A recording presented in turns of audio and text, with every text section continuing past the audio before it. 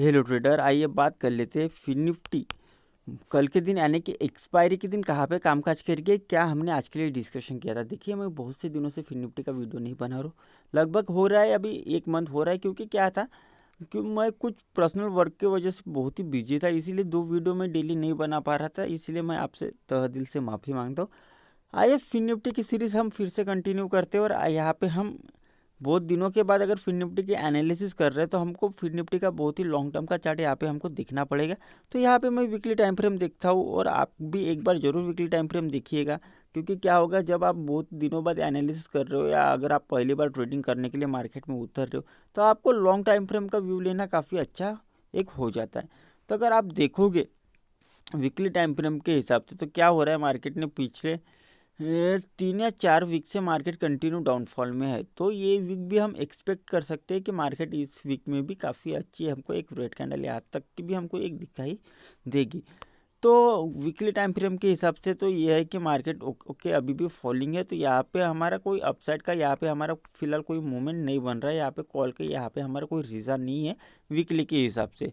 थोड़ा daily time frame देख लेते हैं, डेली व्यू पे क्या चल रहा है। डेली व्यू पे कोई पॉजिटिव पैटर्न तो नहीं बन रहा है।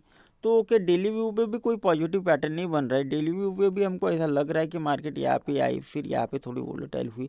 अगर इसको अगर ब्रेक कर रही है तो डेली व्यू पर भी हमको काफ़ी अच्छी एक रेड कैंडल देखने के लिए मिल सकती है। ओके, तो हम वीकली पे डेली पे दोनों के अगर हम लॉन्ग टाइम फ्रेम के अगर चार्ट की अगर बात करें तो हम थोड़े से बेरिश है। यहाँ पे बुलिश पैटर्न हमको कोई दिखाई नहीं दे रहा है। हाँ, हो सकता है कल हमको काफ़ी अच्छा एक बुलिश पैटर्न यहाँ पे देखने के लिए मिले। यहाँ पे आए, यहाँ पे आई, यहाँ पे आई। और हो सकता है अगर कल थोड़ा सा अगर फ्लैट अगर ओपन हो जाए और फिर इस टाइप से अगर चलने लगे तो परफेक्टली एक आप कह सकते हो एक डबल टॉप पैटर्न या डब्लू पैटर्न, या आप इसको कौन सा और नाम और एक नाम और है जो आप लोग देते हो, वो भी पैटर्न यहाँ पे बन सकता है। लेकिन चांसेस है यहाँ पे कि ओके बन सकता है एक दिन, या एक दिन मैं कहूँ सॉरी एक पैटर्न यहाँ पे बनने की चांसेस है जिसे हम डब्लू पैटर्न कहते हैं। ओके, डेली के हिसाब से थोड़ा बुलिश है, थोड़ा बेरिश है। खैर आइए इंट्राडे टाइम फ्रेम के हिसाब से समझते हैं कि हमको कौन से लेवल पे बुलिश हो जाना है और कौन से लेवल पे बेरिश हो जाना है। तो फिन निफ्टी अगर फ्लैट अगर ओपन हो रही है तो देखिए, फिन निफ्टी अगर फ्लैट अगर ओपन हो रही है और इतनी गिरावट के बाद तो मैं कहूँगा मार्केट में दम नहीं है। क्योंकि इतनी गिरावट आने के बाद लगभग 2% की गिरावट है।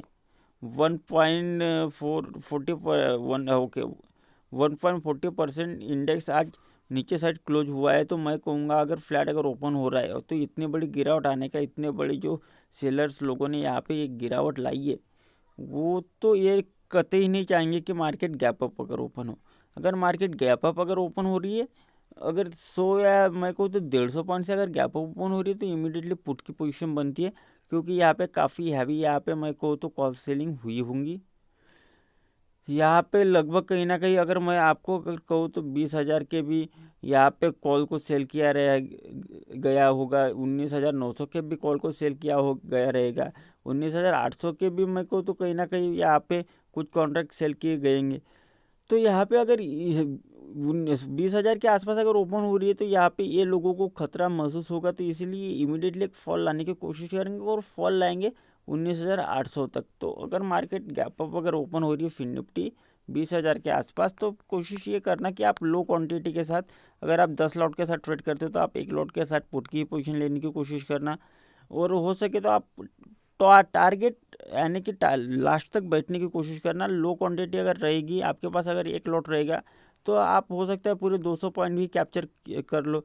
अगर आपके पास लॉट साइज ही 200 होगी तो आप, मैं ये लिख के दे रहा हूँ कि आप ज़्यादा से ज़्यादा 20 पॉइंट या 30 पॉइंट कैप्चर कर पाओगे, लेकिन लॉस के समय आप हैवी लॉस दोगे। ओके, फ्लैट खुलती है तो मैं लो क्वांटिटी के साथ पुट लेना पसंद करूँगा। अगर मार्केट फिर भी 19,850 को अगर नीचे साइड में ब्रेक करी तो डेफिनेटली पुट की पोजीशन लूँगा। यहाँ पे मैं कहीं ना कहीं 830 का यानी कि 20 पॉइंट का यहाँ पे मेरा एसर रहेगा। टारगेट कहीं ना कहीं फिर मेरे, मैं लॉन्ग टाइम फ्रेम सॉरी थोड़ा सा लंबे सोचूंगे, यहाँ पे मैं 19,630 तक के यहाँ पे मेरे टारगेट रहेंगे आप। और एसर मेरा यहाँ पे कहीं ना कहीं 30 पॉइंट का रहेगा या 20 पॉइंट का देना पसंद करूँगा। अगर बहुत ही गैप अप अगर ओपन हो जा रहा है 20,000 के भी ऊपर अगर ओपन हो जा रहा है, मार्केट ओपन ही हो जा रही है 20,100 के आसपास, तो डेफिनेटली मैं यहाँ पे फिर प्राइस एक्शन देखूंगा। क्योंकि क्या होगा कि मार्केट अगर इतना ओपन हो रही है और ऑलरेडी एक्सपायरी है तो यहाँ पे कॉल के भाव इमीडिएटली काफ़ी अच्छे खासे इंक्रीज हो जाएंगे। तो कॉल के भाव काफ़ी अच्छे इंक्रीज हो जाने के बाद कोई भी बायर यहाँ पे मार्केट को नीचे लाने नहीं देगा। तो यहाँ पे सेलर क्या कर देंगे, फिर अपने पोजीशन को कन्वर्ट कर देंगे। यहाँ पे जिन्होंने कॉल सेल किए रहेंगे वो फिर यहाँ पे 20,200 का यहाँ पे पुट सेल करना चालू कर देंगे। या हो सकता है वो यहाँ पे कॉल भी सेल करे और पुट भी सेल करे, मार्केट को साइडवेज रखे और वो दोनों साइड का मजा ले। हो सकता है ये भी पॉसिबिलिटी है। मार्केट अगर गैप डाउन गैप अप अगर ओपन हो रही है और फ्लैट के कंडीशन में भी सेम यही कंडीशन हो सकती है। इसीलिए लो क्वांटिटी एक लॉट के साथ आप ट्रेड कीजिएगा और हो सके तो काफ़ी आप सेफली ट्रेड कीजिएगा। Thank you.